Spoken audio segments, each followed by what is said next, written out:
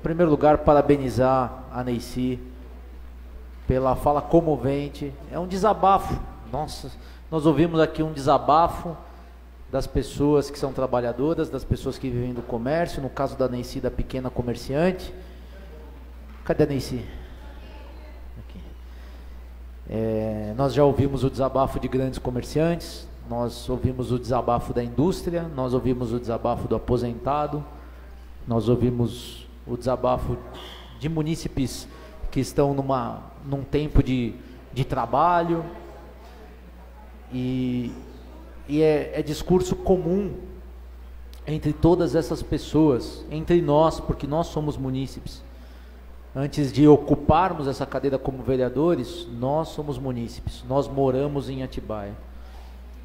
Quem sabe daqui a 3 anos nós não estaremos de volta aqui, talvez estaremos longe da política, nós estaremos vivendo, nós estaremos trabalhando, nós estaremos pagando os nossos impostos, sustentando as nossas famílias, estaremos lutando pela cidade que nós amamos.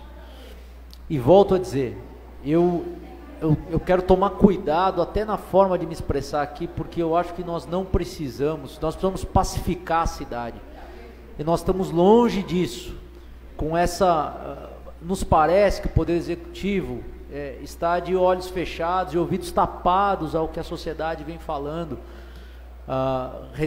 mesmo após a colocação das travas. A sociedade não está satisfeita com a colocação da trava, isso ficou claro, eu disse isso no dia da sessão. Nós precisamos ir além, o Poder Executivo precisa ir além, precisa rever os patamares abusivos da aplicação do IPTU. Não vou ser redundante, falei 25 minutos naquela sessão das travas aqui, coloquei o que eu penso sobre o assunto, apresentei uma proposta alternativa, que envolve sim dificuldades à prefeitura, revisão de orçamento, talvez cortar investimentos previstos. Acho que isso precisa ser discutido com a sociedade. A prefeitura tem contas altas que são pagas pelo Poder Executivo para que a Santa Casa funcione, para que as escolas funcionem, para que haja tapa-buraco na rua, para que haja poda e manutenção de vias públicas. Isso não é barato, é difícil demais administrar uma cidade, mas o que nós não podemos fazer é administrar a cidade sem levar em consideração as pessoas que contribuem para que essa cidade seja administrada.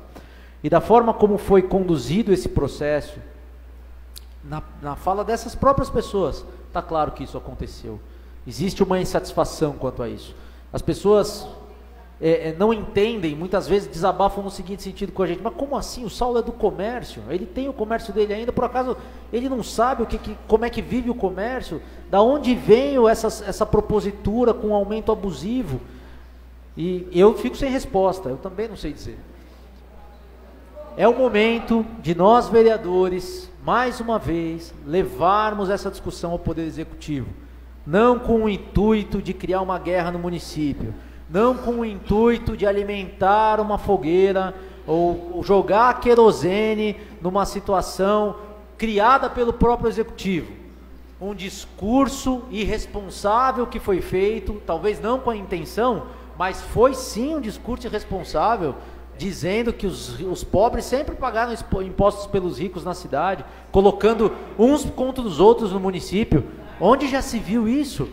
Colocar quem tem terreno, chamar quem tem um terreno, que como a Neycy colocou, que trabalhou a vida inteira para comprar um terreno e quer construir no terreno, chamar essa pessoa de especuladora, colocar na vala comum com quem especula na cidade, e a gente sabe quem especula na cidade. É meia dúzia que especula na cidade. E aí dizer que todo mundo tem terreno especulador, esse tipo de discurso dói ouvir. Esse tipo de discurso magoa. Magoa. E aí, ontem mesmo, na padaria, eu conversava com um empresário da cidade, e ele foi até numa outra linha do que eu não imaginava. Ele falou assim: olha, o IPTU é um absurdo, é uma vergonha, eu vou dar um jeito de trabalhar para conseguir dinheiro para pagar. Agora, o que não dá é esse discurso. Esse discurso de uns contra os outros não dá. Esse discurso de que todo mundo é especulador na cidade não dá. E eu acho que nós precisamos trabalhar para que consigamos que o Poder Executivo nos escute. Escute a Câmara e escute os munícipes. Está muito claro que não dá para ficar do jeito que está. A vida foi feliz, nós temos conversado entre nós, alguns de vocês, nós temos tido um bom diálogo nesse sentido, e eu acredito que existe um consenso de que do jeito que está não dá. A legislação aprovada, ela necessita de alterações, e no meu entendimento, não são alterações superficiais, são alterações profundas. Não se trata hemorragia com band-aid. Não adianta botar um band-aid. Não adianta botar um band-aid. A palavra de ordem, no meu entendimento, é o que o Biratã colocou: humildade. O Poder Executivo tem que ter humildade de vir a público e dizer: erramos.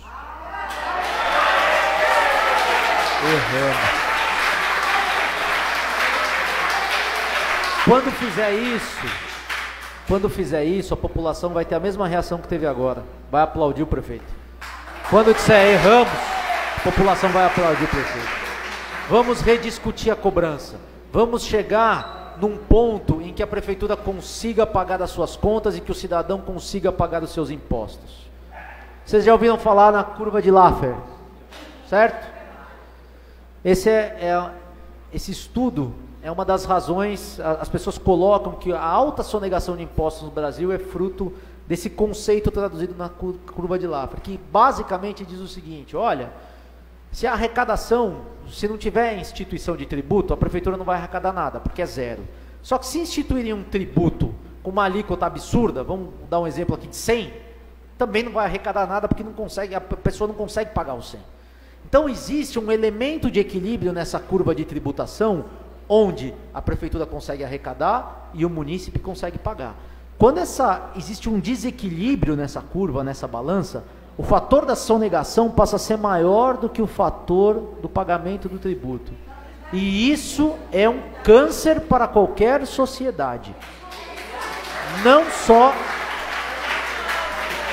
Não apenas sob a ótica financeira, mas sob a ótica de conduta do cidadão. O cidadão tem que honrar com seus compromissos fiscais. Nós temos que honrar, todos têm que honrar. Só que tem que honrar no limite da sua capacidade contributiva. Por isso que eu já disse que quem tem menos condição financeira tem que pagar menos, mas tem que contribuir minimamente, porque utiliza do serviço público. Se utiliza do serviço público, tem que ajudar a custear o serviço público. Minimamente que seja. E volto a dizer, para mim, o grande problema dessa legislação não são as isenções. Eu acho que elas têm que ser corrigidas, mas elas não são o grande problema, mas têm que ser corrigidas. O grande problema é o aumento abusivo sofrido por parte da coletividade, que precisa urgentemente ser remediado.